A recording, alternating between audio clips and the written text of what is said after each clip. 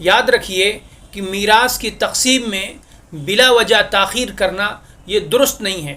لہذا جب کسی کا انتقال ہو جائے تو اس کی تجہیز و تکفین کے بعد، اس کا قرض اور وصیت کی ادائیگی کے بعد سب سے پہلا کام میراث کی تقسیم ہے.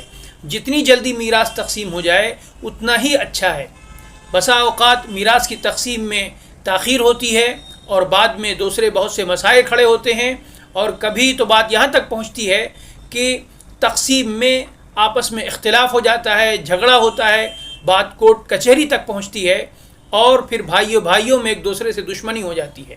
لہذا میراث کی تقسیم میں تاخیر نہیں کرنی چاہیے.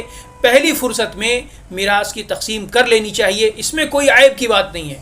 بہت سے لوگ اس کو عیب سمجھتے ہیں، میراث کی تقسیم کی بات کرنا یہ ایک برا سمجھتے ہیں. یہ کوئی بری بات نہیں ہے، بلکہ یہ شریعت کا حکم ہے کہ جتنی جلدی میراث تقسیم ہو جائے اتنا ہی اچھا ہے.